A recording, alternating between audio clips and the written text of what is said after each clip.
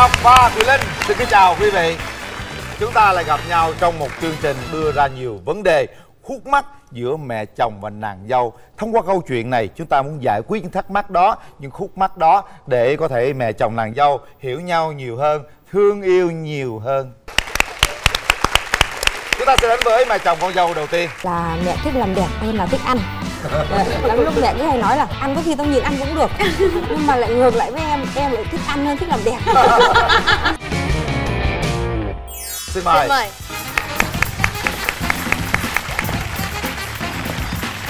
Chào cô. Dạ. Mời cô ngồi. Xin mời cô giới thiệu về mình.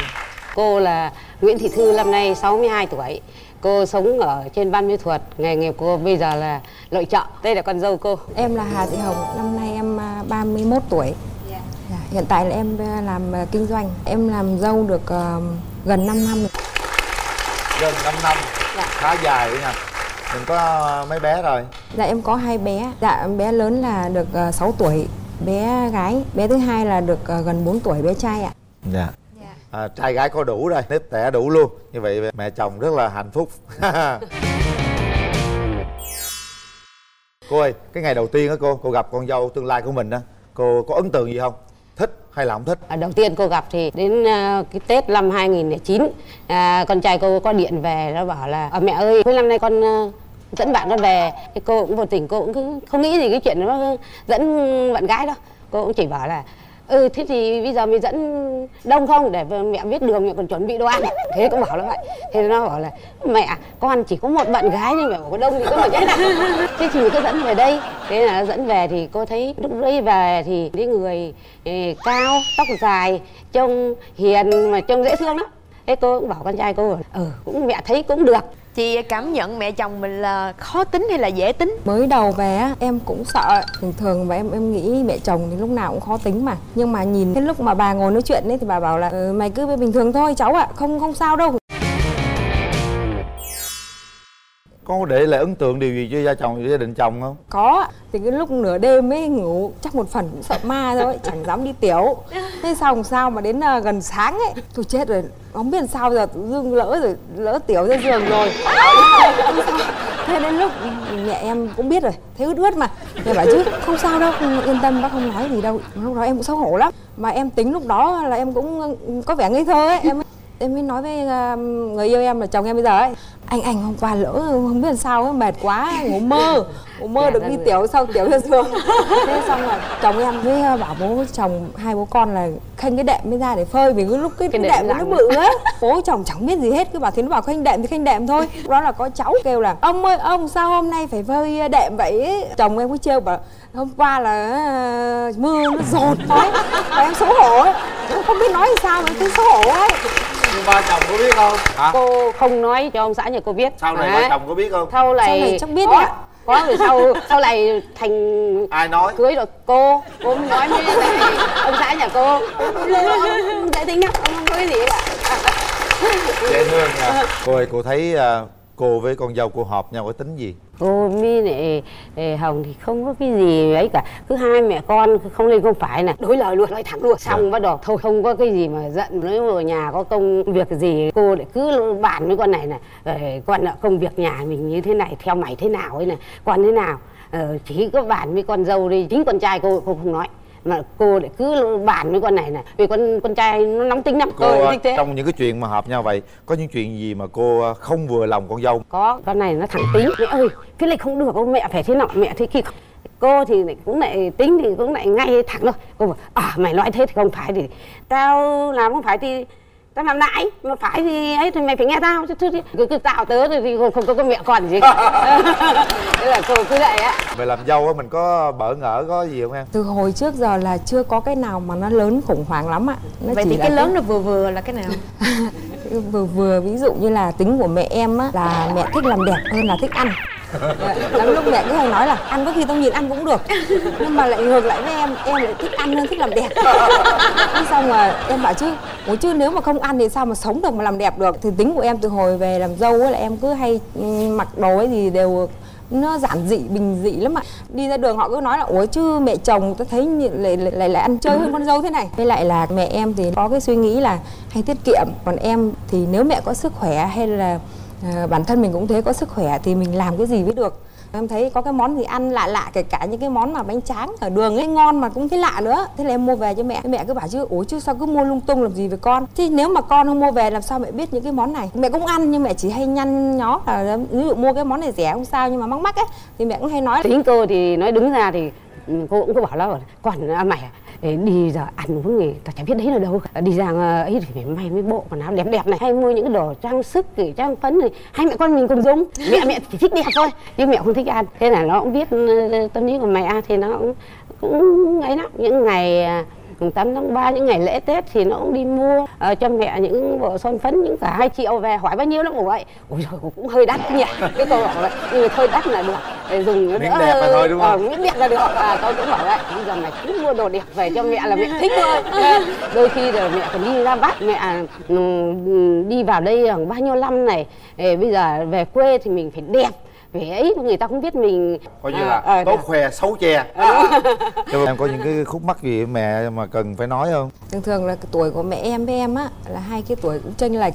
Thì lúc mà cho cháu ăn ấy thì mẹ em có cái tính là thương cháu thương tê, là cứ nấu ăn cứ mỗi con một nồi, cháu một nồi riêng vậy đó. Mẹ nấu thế cũng được nhưng mà thấy mẹ cực lắm, cũng bảo là thôi nếu mà ấy thì nếu cháu khi mà nó lớn nó ăn được rồi ấy, ăn chung đi mẹ, chứ bây giờ mà mẹ cứ nấu như vậy ấy, cứ hì hục bóc từng con tôm một nấu cho con, mà trong đấy là con em lúc đó khi nó lớn nó ăn được rồi, không cần thiết là như thế nữa. Mẹ bảo chứ chứ người lớn mình ăn kiểu nào cũng được nhưng con nít nó phải ăn đầy đủ. Thế xong lúc chồng em bảo chứ thế bây giờ chứ nhà người lớn mình không ăn đầy đủ à? Thế là quay sang nói mẹ thế, mẹ cũng buồn. Mẹ bảo chứ tao lo cho con mày mà cứ làm như kiểu là bản thân tao vậy á, cũng hay xích mích những cái nhỏ nhỏ vậy à. Em thì cũng thẳng tính, em bảo chứ cái này là thương mẹ mới nói thôi chứ con đâu cố ý đâu. Không những cái chuyện con nữa, chuyển sang cũng nhiều bạn để mà quan hệ lắm. Nếu bữa nào mà chồng em đi nhậu á, coi như em cũng chẳng ngủ được.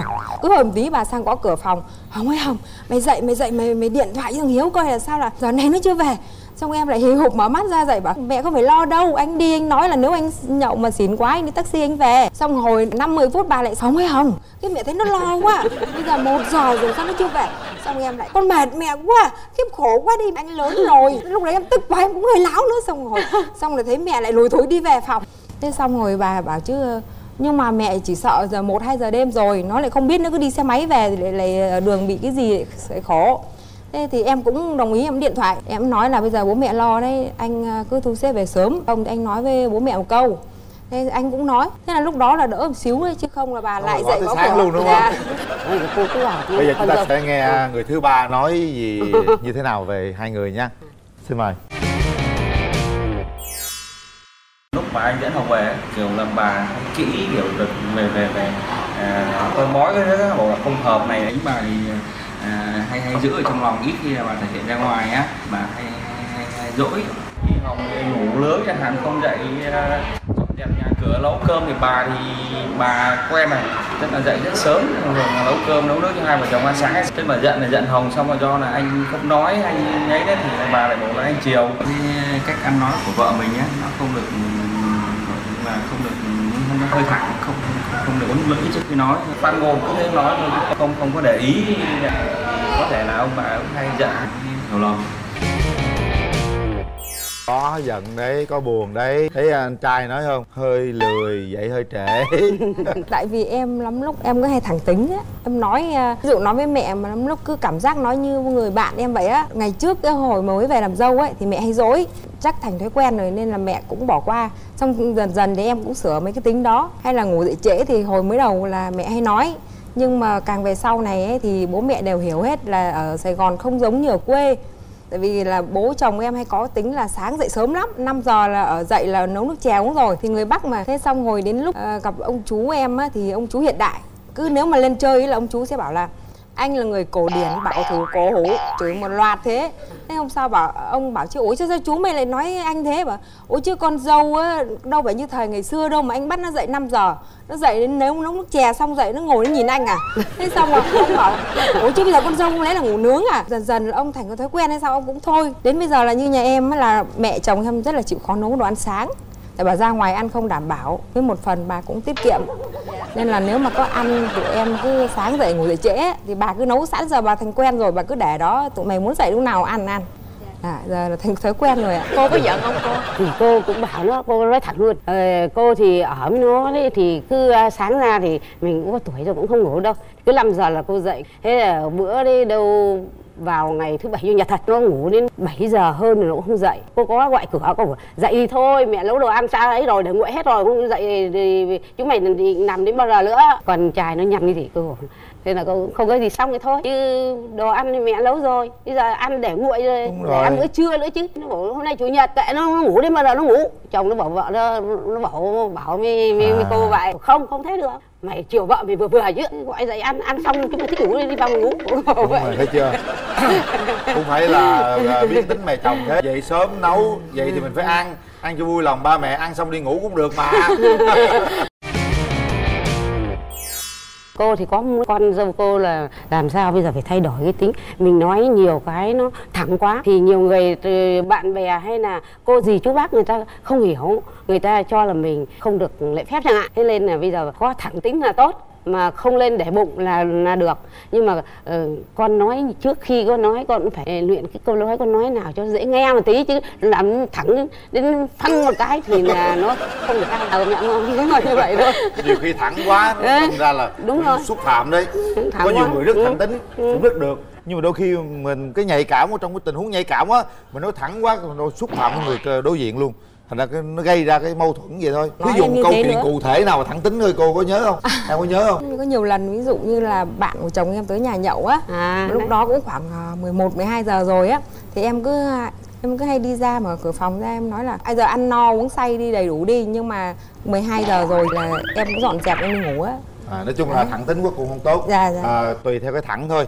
Có một cái câu chuyện mà cha chồng đi xem mắt con dâu đó, dâu thẳng tính lắm, vô gặp cha chồng rồi cũng chào hỏi cho lễ phép, nhưng mà thấy cái cha chồng có mùi cơ thể, giờ cô dâu nó trời sao ba hôi nách quá vậy.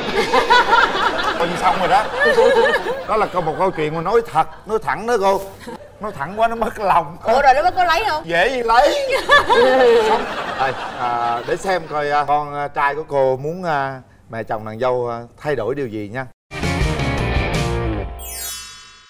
Mong muốn cái thay đổi của mình nhé, về đối với phía bà đó thì là do từ trước giờ tính bà là tiết kiệm hay lo cho con cháu, bây giờ bà cũng già rồi thì bớt đi lo cho mình thôi, nhưng cũng làm ít đi, rồi là nói chung là tiêu xài nó cũng thoải mái lên chứ không nên tiết kiệm quá. Đối với vợ mình thì nói chung là tính tình thì trước giờ khi mình quen thì cũng biết rồi, nhưng mà có điều là tính là hai bộp chộp, nói ra thì không suy nghĩ trước khi nói, nên là cũng mong là vợ nói là sau này khi nói thì tốt nhất là nín lại 1-2 giây để nghĩ trước khi nói, sao để tại vì có thể là không nói ở trong nhà mình hiểu nhau hết, nhưng có thể nói chuyện với một số người ngoài người ta không hiểu thì gây ra sự hiểu lầm không hay.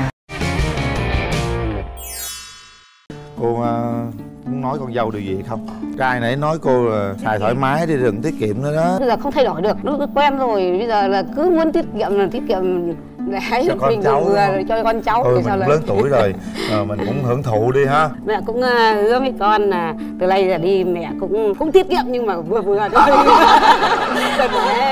Để ăn uống để cho bảo đảm sức khỏe.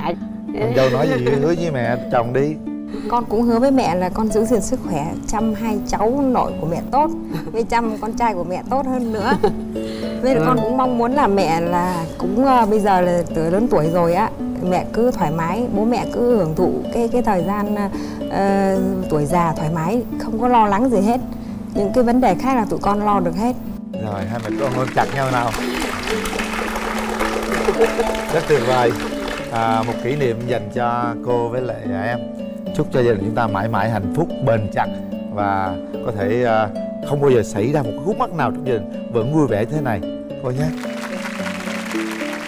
Dạ, ngoài phần quà từ chương trình cũng có phần quà đó là thực phẩm chức năng. Sản phẩm này dành cho bác là sản phẩm Natto Enzyme, giúp ngăn ngừa tai biến đột quỵ, nguyên liệu từ Nhật Bản. Còn đây là sản phẩm dành cho chị, sản phẩm Natrogen, giải độc gan và tăng cường chức năng gan. Xin cảm ơn cô và chị. Cảm ơn. Dạ. Chúc gia đình sức khỏe, hạnh phúc và thành công. Dạ. Cảm ơn. Ta sẽ đến với mẹ chồng nàng dâu thứ hai quý vị nha. Dạ. Những cái chấm thớt. Mẹ gọi nói chuyện với mẹ chồng hơi không được vui. nói mẹ em không nói chồng con gì con chồng chia tay.